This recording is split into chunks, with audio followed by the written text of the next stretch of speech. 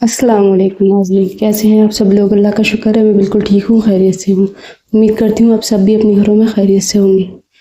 تو جی جناب، آپ کو پتہ ہے، سب کو معلوم ہے کہ اللہ تعالیٰ کو سب سے زیادہ پسند کیا ہے، کون سا لوگ پسند ہے اللہ تعالیٰ کو؟ اللہ تعالیٰ کو یہ نہیں پسند کہ آپ نماز پڑھتے ہو پھر بھی بغض اپنے اندر رکھتے ہو۔ اللہ تعالیٰ کو یہ نہیں پسند کہ آپ تہجد گزار ہو پھر بھی دوسروں کی برائیاں کرتے ہو۔ اللہ تعالیٰ کو یہ بھی نہیں پسند کہ آپ 5 وقت کے نمازی ہو پھر بھی دل میں کناہ، جھوٹ، مکاری وہ نہیں چھوڑا جا رہا۔ تو اللہ تعالیٰ کو ایسی عبادت کیوں چاہیے ہوگی؟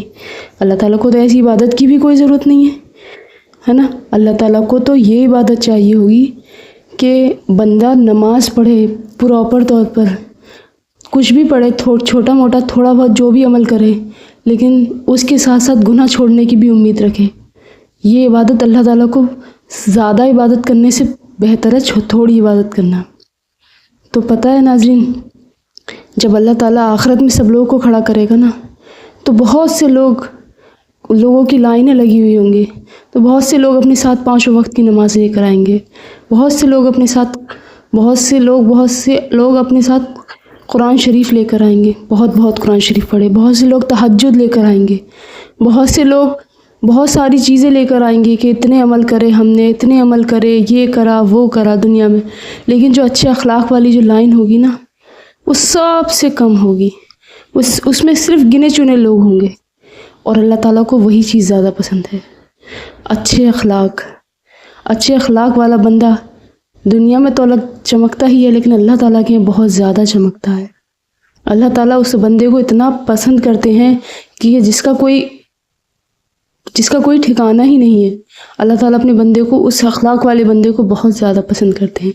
اچھے اخلاق والا ایک 5 وقت نمازی سے اور ایک تہجد گزار بندے سے کئی طرح اچھا ہے۔ جو انسان دوسروں کو دیکھ کر اپنے دل میں رحم نہ کر سکے، غریبوں کو دیکھ کر اپنے دل میں رحم نہ کر سکے، اور وہ تکبر میں ہو کہ یار میں تو 5 وقت نمازی ہوں، میں تو تہجد گزار ہوں، میں تو یہ کرتا ہوں، میں تو وہ عبادت کرتا ہوں، کیا فائدہ ہے ایسی عبادت کا جب آپ کے اخلاق ہی اچھے نہیں ہیں؟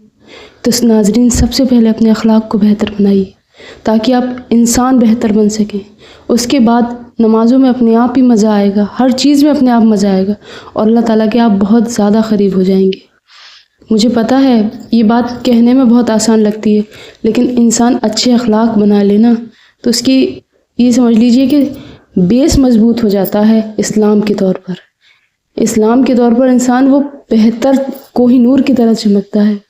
اچھے اخلاق والا انسان، اس کے چہرے پر بھی نور نظر آتا ہے، اس کے دل پر بھی نور نظر آتا ہے۔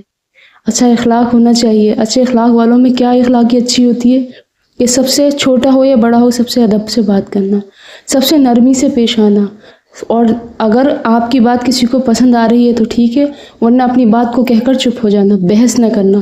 یہ اچھے اخلاق والوں کی نشانی ہے نا۔ ان کے اخلاق ایسے ہونے چاہیے جیسے کہ آپ سیرت پڑھ کے دیکھیے، محمد مصطفیٰ صلی اللہ علیہ وسلم کی سیرت پڑھ کے دیکھیے کہ ان کے اخلاق کیسے تھے، اور ان کے اخلاق کو اپنی زندگی میں عمل کریے ان زندگی میں، جیسے صحابہ اپنی زندگی میں عمل کرا کرتے تھے، جیسے پرانے لوگ بزرگان دین اپنی زندگی میں عمل کرتے تھے۔ کیسے تھے ان کے اخلاق؟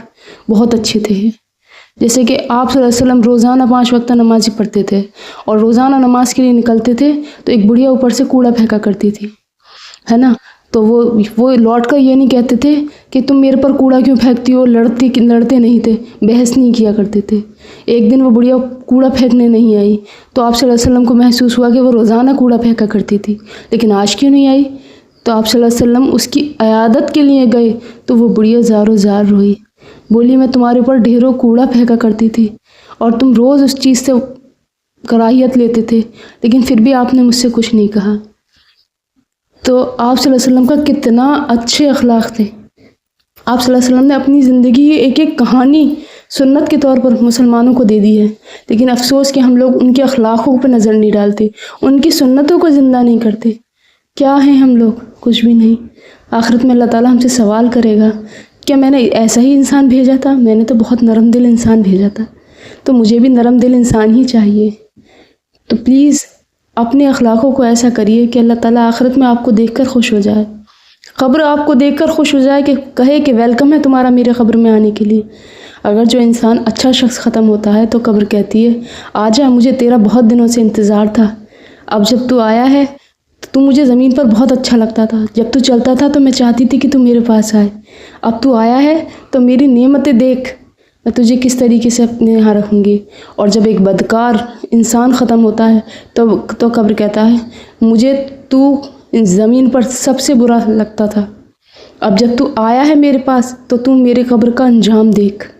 تو سوچئے، اس بات پر غور و فکر کریے کہ آخرت ہی ہمارا ٹھکانہ ہے، دنیا ہمارا ٹھکانہ نہیں ہے، آخرت ہی ہمارا ٹھکانہ ہے۔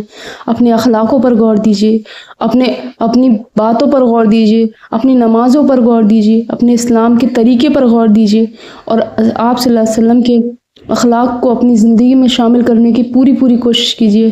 انشاءاللہ تعالی ہم سب اگر تھوڑا غور کریں گے تو انشاءاللہ تعالی کچھ مشکل نہیں ہے، دین تو اتنا آسان ہے، اللہ تعالیٰ نے دین کو اتنا آسان بنایا ہے، بہت آسان بنایا ہے دین، اسے تو ہم نے خود مشکل کر رکھا ہے، دنیا داری میں گھس کر، دنیا کی باتوں کے پیچھے گھس کر۔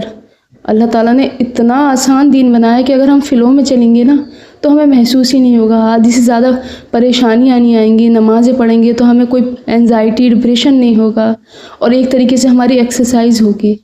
تو پلیز میری ماؤں بہنوں، میری بات پر غور و فکر کریے گا اور میری بات پر توجہ دیجیے گا۔ یہ دنیا بہت برا ٹھکانہ ہے، آخرت ہی اصل ٹھکانہ ہے۔